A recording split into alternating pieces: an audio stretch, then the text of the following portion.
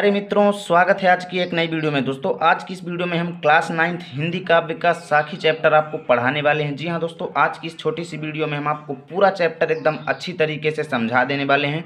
तो वीडियो में अंत तक जुड़े रहें, एक एक दोहे का अर्थ आपके दिल और दिमाग में छप जाने वाला है। तो चलिए शुरू करते हैं बिना देरी किए हुए। बस आप लोग सपोर्ट कीजिएगा, पूरा वीडियो अंत तक देखिएगा, पूरे दोहे आपको अच्छे से समझ में आने वाले हैं। ठीक है ना? तो चलिए बिना देरी किए हुए वीडियो को शुरू करते हैं। तो पहला दोहा है आप सभी के सामने। सतगुरु हम सूरीज करी, एक कह्या प्रसंग, बरस्या बादल प्रेम का, भीज गया सब अंग। ध्यान से देखिएगा, सतगुरु हम सूरीज करी, एक एक शब्द का अर्थ देखिए पहले। सतगुरु मतलब मेरे गुरु ने, ठीक है ना? सतगुरु मतलब मेरे गुरु ने। हमसु मतलब हम से, ठीक है ना? हम से। रीझ मतलब प्रसन्न, करी मतलब हो करके। मेरे गुरु ने मुझसे प्रसन्न हो करके, ध्यान दीजिएगा, मेरे गुरु मुझसे प्रसन्न हो करके, एक कहया प्रसंग, एक मतलब एक, कहया मतलब कहा, प्रसंग मतलब पंक्ति कह लो या उपदेश कह लो, ठीक है ना? एक उपदेश दिया। कैसा उपदेश दिया?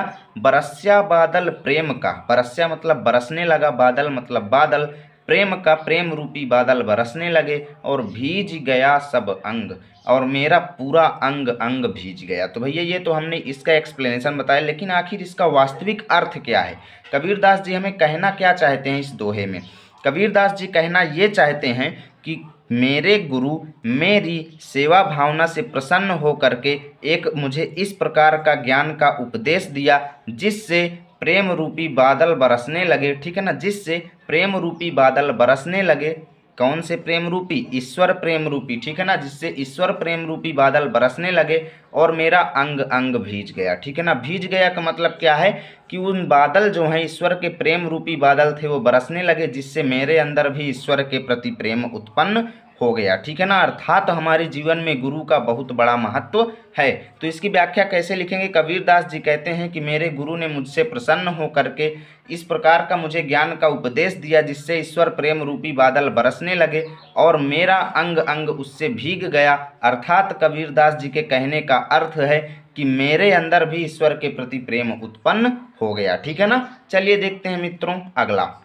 राम नाम के पट तरे, देवे को कछु नाही, क्या ले गुरु संतोषिए, होश रही मन माही। देखिए, राम नाम के पट तरे, राम नाम के मतलब भगवान श्री राम के नाम के, पट तरे मतलब बदले में, या कह लो समतुल्य या बराबर, ठीक है ना? जैसे कोई आपको कोई चीज देता है तो उसके बदले आप उसे क्या देना चाहते हो, सेम वही कबीरदास जी यहाँ कहना चाहते हैं कि राम नाम के पट तरे, पट तरे मतलब बदले में, देबे को कछु नाही, देबे को मतलब देने, को मतलब के लिए, कछु मतलब कुछ, नाही मतलब नहीं है, मेरे पास राम नाम के बदले देने को कुछ भी नहीं है। क्या ले गुर संतोष ये, हौस रही मन माही। मतलब क्या ले का मतलब मैं क्या दे करके, गुरु मतलब अपने गुरु को, संतोषिए मतलब संतोष दिलाऊं, ठीक है ना? मैं अपने गुरु को क्या दे करके संतोष दिलाऊं? हौस रही मन माही, हौस मतलब ये अभिलाषा, ये इच्छा, ये मनसा रह जाती है मेरे मन में, मन माही मतलब मेरे मन में, ठीक है ना? तो क्या कहना चाहते हैं कबीरदास जी? कबीरदास जी कहते हैं कि मेरे गुरु जी ने मुझे राम नाम का जो ये अमोल खजाना दिया है, राम नाम नाम का जो अमूल्य धन दिया है, मुझे खजाना दिया है, इसके बदले मुझे गुरु को देने के लिए मेरे पास कुछ भी नहीं है, ठीक है ना? मैं अपने गुरु को क्या दे करके संतोष दिलाऊं, ये मेरे मन में अभिलाषा बनी रहती है, ठीक है ना? इसकी व्याख्या यही हो जाएगी कि कबीरदास जी कहते हैं कि मेरे गुरु ने जो राम नाम का ये अमूल्य खजाना मुझे दिया है, इसके बदले मुझे अपने गुरु को देने के लिए कुछ भी नहीं है। मैं अपने गुरु को क्या दे करके संतोष दिलाऊं, ये मेरे मन की अभिलाषा जो है बनी रह जाती है, ठीक है ना? बस इतनी इसकी व्याख्या हो गई। चलिए देखते हैं मित्रों अगला। ज्ञान प्रकाश्या गुर मिल्या, सो जिन बिसरि जाई, जब गोविंद कृपा करी, तब गुरु मिलिया आई। एक एक शब्द देखिए, ज्ञान प्रकाश्या गुरु मिलया। गुरु मिलया मतलब गुरु के मिलने से मेरे अंदर ज्ञान का प्रकाश उत्पन्न हो गया। ठीक है ना, गुरु के मिलने से, यहाँ से अर्थ निकालिए, गुरु के मिलने से मेरे अंदर ज्ञान का प्रकाश उत्पन्न हो गया। सो जिन बिसर जाई, कबीरदास जी कहते हैं इसलिए मुझे अब गुरु को नहीं भूलना चाहिए, क्योंकि जब गोविंद कृपा करी तब गुरु मिलिया आई। क्योंकि जब ईश्वर कृपा करेंगे तभी गुरु आकर के मिलते हैं। कहने का मतलब कि बिना भगवान की कृपा के गुरु के दर्शन नहीं होते, बिना भगवान की कृपा के गुरु नहीं मिलते। इसलिए अगर गुरु एक बार मिल गए हैं तो उन्हें हमें भूलना नहीं चाहिए। ठीक है ना, कबीरदास जी कहते हैं कि गुरु के मिलने से मेरे अंदर ज्ञान का प्रकाश उत्पन्न हुआ है, इसलिए मैं उन्हें नहीं भूल पाऊंगा। ठीक है ना, क्योंकि जब ईश्वर की कृपा मेरे अंदर, मेरे ऊपर हुई होगी तभी मुझे इतने अच्छे गुरु आकर के मिले। ठीक है ना, इसकी व्याख्या ये हो जाएगी। चलिए देखते हैं मित्रों चौथा नंबर। माया दीपक नर पतंग, भ्रमि भ्रमि इवै पड़ंत, कहे कबीर गुर ज्ञान तय, एक आध उभरंत। देखिए, माया दीपक और नर पतंग, कहने का मतलब क्या है कि माया, इस संसार की जितनी मोह माया है, ठीक है ना, गर्मी भाई बहुत ज़्यादा है, वीडियो को लाइक कर देना। ठीक है ना, माया दीपक नर पतंग, माया मतलब इस संसार की जितनी मोह माया है वो एक दीपक के समान है।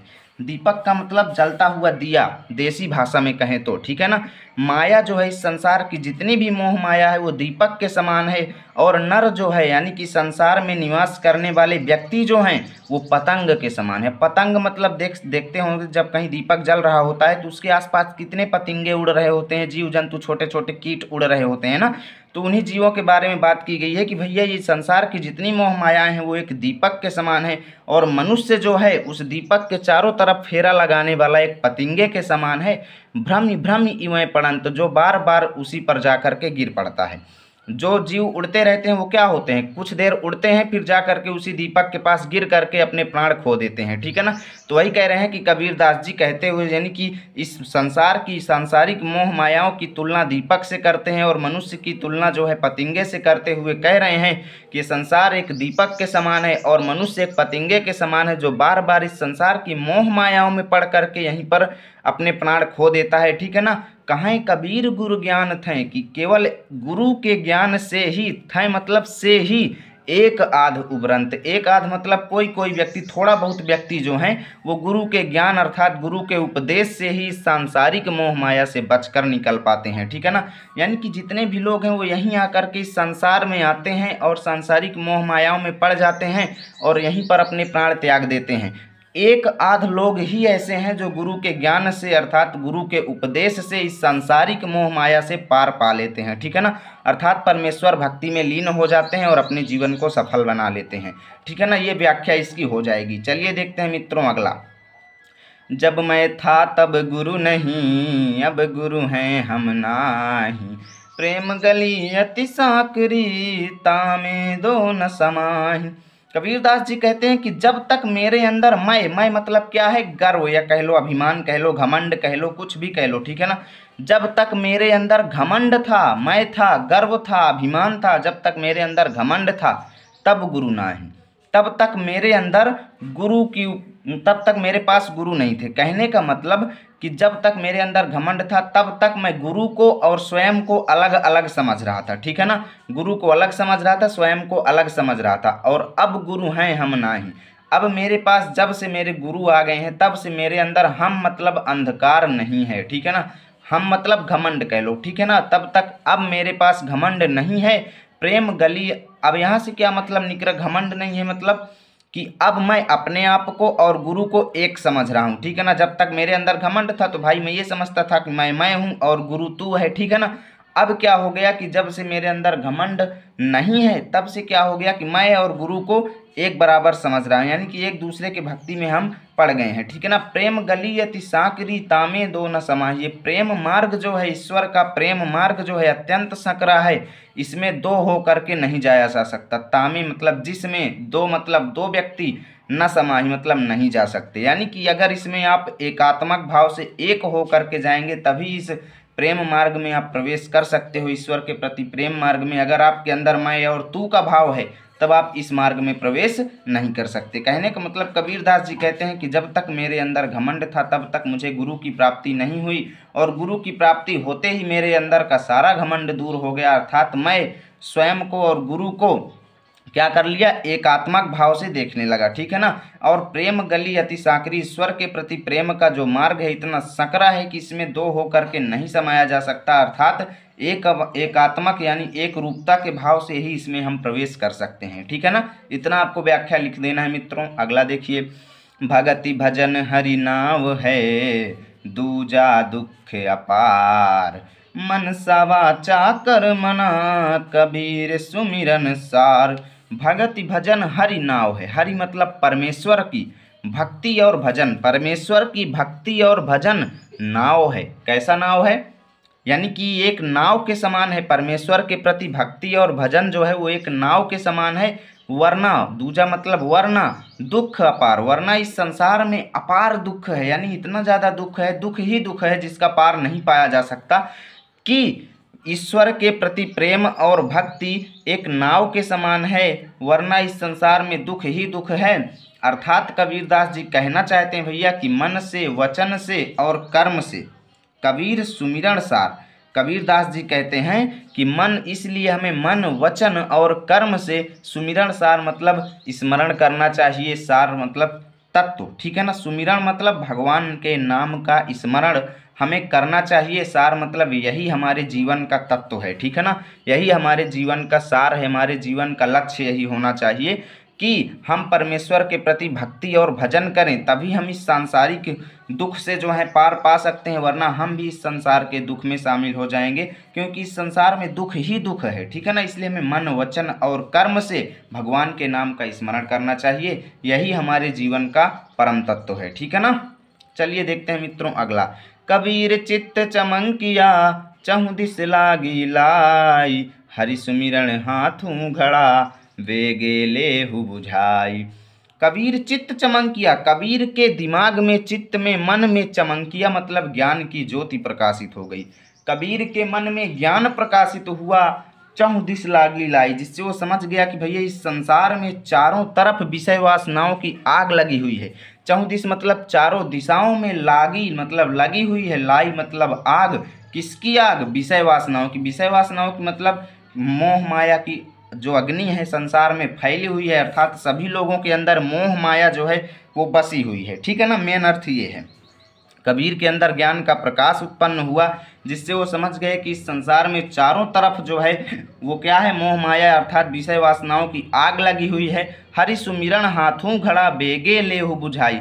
हरि सुमिरन मतलब भगवान के नाम का स्मरण नाम का हाथ में घड़ा है, अर्थात हमारे पास केवल एक ही मौका है कि हम भगवान के नाम का स्मरण करें। बेगे लेहु बुझाई, क्योंकि इसके वेग से, इसके वेग अर्थात भगवान नाम के जो स्मरण का जो हमारे अंदर वेग है, इसकी गति से ही हम इस सांसारिक जो है मोह माया की जो अग्नि लगी हुई है इसे बुझा सकते हैं, ठीक है ना। तो कबीरदास जी के अंदर ज्ञान उत्पन्न हुआ, जिससे वो कहते हैं कि ये संसार जो है इसमें चारों तरफ विषय वासनाओं की आग लगी हुई है, केवल भगवान के नाम का स्मरण करके ही हम इस सांसारिक मोह माया की अग्नि को बुझा सकते हैं, अर्थात अपने अंदर उत्पन्न होने वाली जो मोह माया है उसको भी अपने से दूर हटा सकते हैं, ठीक है ना। चलिए देखते हैं मित्रों अगला, अंखड़ियाँ झाई पड़ी, पंथ निहारी निहारी, जी भड़िया छाला पड़िया, राम पुकारी पुकारी। अंखड़ियाँ झाई पड़ी, अंखड़ियाँ मतलब आँखों में। कबीरदास जी कहते हैं कि मेरी आँखों में झाइयाँ पड़ गई, ठीक है ना, मेरी आँखों में झाइयाँ पड़ गई। पंथ निहारी, निहारी मतलब ईश्वर के, पंथ मतलब रास्ते को, निहारी मतलब देखते देखते अर्थात इंतजार करते करते, भगवान के पथ को अर्थात रास्ते को इंतजार करते करते मेरी आंखों में झाइयाँ पड़ गई। और जीभड़िया छाला पड़या, जीभड़िया मतलब जीभ में मेरे छाला मतलब छाला पड़ गया, ठीक है ना, मेरे जीभ में छाला पड़ गया। राम पुकारी पुकारी अर्थात भगवान का नाम पुकारते पुकारते, मतलब कबीरदास जी अपने भगवान नाम की इस भक्ति की जो दुर्दशा है उसका वर्णन करते हुए कहते हैं कि भैया भगवान का भगवान का रास्ता देखते देखते मेरी आंखों में झाइयाँ पड़ गया। इतना ज़्यादा वो भगवान के प्रति प्रेम में मग्न हो चुके हैं कि मतलब उन्हें अपनी शरीर का भी ख्याल नहीं है। वो कह रहे हैं कि देख सकते हो कि अंखड़ियाँ झाई पड़ गई, मेरे आंखों में झाइयाँ पड़ गई भगवान के नाम का रास्ता देखते देखते, और जी भड़िया छाला पड़े, मेरी जीभ में छाले पड़ गए भगवान का नाम पुकारते पुकारते। अर्थात कबीरदास जी परमेश्वर की भक्ति में बहुत यानी अत्यधिक लगन के साथ लगे हुए हैं। ठीक है ना, ये कहने का मतलब है। चलिए देखते हैं अगला। झूठे सुख को सुख कहें, मानत हैं मन मोद, जगत चबैना काल का, कछु मुख में कछु गोद। कबीरदास जी कहते हैं कि इस संसार के मनुष्य की बुद्धि तो देखो पहले भैया, ये झूठे सुख को सुख कह रहा है, यानी जो इस संसार में झूठा सुख मिल रहा है, यानी कि मोह माया इत्यादि जो चीज़ें हैं उसको ये सुख कह रहा है। ठीक है ना, झूठी चीज़ों को जो कि सुख का बहरूपिया है उसको ये सुख कह रहा है, और मानत है मनमोद, और मन में प्रसन्नता हासिल कर रहा है। ये नहीं जानता कि जगत, ये संसार जो है चबैना है, काल का मतलब मृत्यु के एक चबैने के समान है, जो अभी खा रहा है। ठीक है ना, कछु मुंह में, उसके कुछ मुख में चला जा चुका है, अर्थात काल के मुंह में कुछ जा चुका है, और कुछ भक्षण किए जाने के लिए उसके गोद में रखा हुआ है। कछु गोद मतलब उसकी गोद में रखा हुआ है, काल है, मृत्यु के मुंह में ये संसार जो है वो जा रहा है। ठीक है ना, कुछ दिन में पूरा चला जाएगा, थोड़ा बहुत अंश जा चुका है और अभी जाने के लिए उसके पास रखा हुआ है। ठीक है ना, तो कबीरदास जी कहते हैं कि भैया इस संसार में जितने भी आपको सुख के बहरूपिये मिलते हैं वो सुख नहीं है। ठीक है ना, जो मनुष्य है वो इन्हीं को सुख मान करके मन में प्रसन्नता हासिल करता है, जबकि उसे वास्तविक नहीं पता है कि ये संसार जो है एक काल का अर्थात मृत्यु का चबैना है, जो कुछ उसके मुख में जा चुका है और कुछ जो है भक्षण किए जाने के लिए उसके गोद में रखा हुआ है। यानी कबीरदास जी के कहने का मतलब यह है कि ये संसार जो है नश्वर है। ठीक है ना, चलिए देखते हैं। जब मैं था तब हरि नहीं, अब हरि हैं मैं नाही, सब अंधियारा मिट गया, जब दीपक देखा माही। कबीरदास जी कहते हैं कि जब मैं था तब हरि नहीं, जब तक मेरे अंदर अंधकार था तब तक मुझे हरि मतलब ईश्वर की प्राप्ति नहीं हुई। जब तक मेरे अंदर घमंड था, मैं था, गर्व था, अभिमान था, तब तक मुझे ईश्वर की प्राप्ति नहीं हुई, और अब हरि हैं मैं नाही। और जब मैंने ईश्वर को प्राप्त कर लिया तब मेरे अंदर का सारा घमंड जो है वो दूर हो गया। ठीक है ना, यानी कि ईश्वर की प्राप्ति में इतना ज़्यादा मतलब क्या है, पावर है, इतनी ज़्यादा शक्ति है ईश्वर की कि देख सकते हो कि जब मैं था, जब तक मेरे अंदर घमंड था तब तक मुझे ईश्वर की प्राप्ति नहीं हुई, और जब मैंने ईश्वर की भक्ति करके ईश्वर को प्राप्त कर लिया तब मेरे अंदर का सारा घमंड दूर हो गया। ठीक है ना, इतना उनके ज्ञान का प्रकाश मुझे काम दिया। ठीक है ना, सब अंधियारा मिट गया, तब मेरे अंदर का सारा अंधकार मिट गया। ठीक है ना, जब दीपक देखा माही, जब मैंने ईश्वर प्रेम रूपी दीपक को देखा। ठीक है ना, ईश्वर प्रेम रूपी दीपक को देखा का मतलब ये है कि जब मेरे अंदर ईश्वर का प्रेम उत्पन्न हुआ तब मेरे दिमाग का जो जितना भी अंधियारा था, अंधकार था, वो सब मिट गया। ठीक है ना, चलिए देखते हैं अगला। कबीर कहा गरबियो, ऊंचे देखी आवास, काली परियों भुई लौटना, ऊपरी जामे घास। कबीर कहा गरबियों, कबीरदास जी कहते हैं कि हे मनुष्य तुम गरबियों मतलब गर्व करते हो, क्यों गर्व करते हो? हे मनुष्य तुम क्यों गर्व करते हो अपने ऊंचे देखी आवास मतलब अपने इतने ऊंचे ऊंचे घर को देख करके तुम क्यों गर्व करते हो, क्यों घमंड करते हो? गर्वियो मतलब घमंड करते हो। ठीक है ना, तुम अपने इस मकान को देख करके क्यों घमंड करते हो? काल ही परियों भुएं लोटड़ा, कुछ दिनों में क्या हो जाएगा कि तुम जमीन पर, भुएं मतलब जमीन पर, लोटड़ा मतलब लेट जाओगे, अर्थात तुम्हारी मृत्यु हो जाएगी, अर्थात तुमको जमीन पर दफना दिया जाएगा, और ऊपर ही जामे घास, और तुम्हारे ऊपर घास जम जाएगी। तो कबीरदास जी के कहने का मतलब ये है कि ये संसार जो है पूरा नश्वर है, तो इसमें तुम अपनी चीज़ों के ऊपर क्यों गर्व करते हो? क्योंकि तुम्हारे साथ कुछ नहीं जाने वाला, कुछ दिनों में तुम्हारी मृत्यु हो जाएगी और तुमको ज़मीन में दफना दिया जाएगा, और तुम्हारे ऊपर क्या हो जाएगा, घास जम जाएगी। इसलिए हमें गर्व नहीं करना चाहिए किसी भी चीज़ के ऊपर। ठीक है ना, क्योंकि ये पूरा संसार नश्वर है। कबीरदास जी के कहने का मतलब ये है। यहूँ ऐसा संसार है जैसा सेंबल फूल, दिन दस के व्यवहार को झूठे रंग न भूल। देखो, यह ऐसा संसार है, कबीरदास जी कहते हैं कि ये जो संसार है जैसा सेंबल फूल, सेमल के फूल की भांति है। आप देखते होंगे सेमर का फूल क्या होता है, इतना अच्छा लगता है देखने में, गुलाबी रंग का। ठीक है ना, तो कहते हैं कि ये संसार जो है सेमर के फूल की भांति है। सेमर के फूल में क्या होता है, तोता जो है मग्न होकर के सारा दिन उसी के जो है चक्कर में पड़ा रहता है, लेकिन उसको कुछ भी हासिल नहीं होता। तो यही कह रहे हैं कि ये जो संसार, ये नश्वर संसार जो है ये सेमल के फूल की भांति मनमोहक प्रतीत होता है, ठीक है ना, जबकि रियल में ये है नहीं है वैसा। कबीरदास जी कहते हैं कि ये संसार जो है सेमल के फूल की भांति मनमोहक प्रतीत होने वाला है। दिन दस के व्यवहार को इसलिए तुम इस संसार के, ठीक है ना, दिन संसार के झूठे रंग में पढ़ करके, झूठे रंग मतलब इस संसार की मोह मायाओं में पढ़ करके तुम दिन दस के व्यवहार को मत भूलो। दिन दस के व्यवहार का क्या मतलब है कि अपने इस कम समय के जीवन को, यानी कि आपका जीवन जो है थोड़े समय के लिए ही है, तो आप इस अपने थोड़े समय को अच्छे से बिता लो। कहने का मतलब ये है कि थोड़े समय का आपका जीवन है, इसे तुम सांसारिक विषय वासनाओं में पढ़ करके क्यों नष्ट किए दे रहे हो, इस संसार में क्यों जा रहे हो। परमेश्वर की भक्ति करो जिससे तुम अमर हो सको, ठीक है ना। चलिए चलते हैं मित्रों अगले दोहे पर। तो मित्रों हम आ चुके हैं नेक्स्ट पेज पर। यहाँ पर देखिए क्या लिखा गया है, इहि अवसरि चेत्या नहीं पशु ज्यों पाली दे, राम नाम जान्या नहीं अंति पड़ी मुख से। यानी कबीरदास जी कहते हैं कि भैया हे मनुष्य, तुम मनुष्य योनि में जन्म पाए हो, जो कि बहुत ज़्यादा सौभाग्य से मिलता है, ठीक है ना। सबको मनुष्य योनि में जन्म नहीं मिलता, इसलिए तुम मनुष्य का जीवन पाए हो। और इस अवसर में तुम अगर चेत्या मतलब चेतते नहीं हो किसी काम को, ठीक है ना, ये अवसर चेत्या नहीं पशु ज्यों पाली दे, तुमने अपनी शरीर को पशु की भांति पाल रखी है, ठीक है ना, यानी पशु की भांति शरीर पाल रहे हो, भगवान के नाम का स्मरण नहीं कर रहे हो इस योनि में भी जब तुम मनुष्य योनि में हो, कि राम नाम का स्मरण नहीं कर रहे हो, राम नाम नहीं जप रहे हो, ठीक है ना, जानने मतलब जपना या स्मरण करना, ठीक है, राम नाम का स्मरण नहीं कर रहे हो, अंत पड़ी मुख ने, यानी कि कम समय में भी कर लो नहीं तो अंत पड़ी मुख से, मतलब अंत में तुम्हारे मुख मतलब मुख में से मतलब राख पड़ी रह जाएगी। से मतलब राख में, कहने का मतलब क्या है, मुख में राख पड़ने का तो कोई अर्थ है नहीं, ठीक है ना। इसका अर्थ ये है कि अंत में तुम भी मिट्टी में मिल जाओगे और राख बन जाओगे, ठीक है ना। कहने का ये मतलब है कि जब तुम मनुष्य योनि में जन्म पाए हो और इस शुभ अवसर पर भी तुम अगर भगवान के नाम का स्मरण नहीं करते हो, अपनी पूरी शरीर को पशु की भांति पाल रहे हो, तो अंत में तुम्हारा भी अंत निश्चित है, ठीक है ना, और राख बन जाएगी तुम्हारी ये शरीर, ठीक है ना। यानी कि संसार नश्वर है, इन दोहों में कबीरदास जी अच्छी तरीके से बता रहे हैं। चलिए मित्रों अगला देखते हैं। यह तन कांचा कुंभ है, लिया फिरे था साथी, ढबका लागा फूट गया, कछु ना आया हाथी।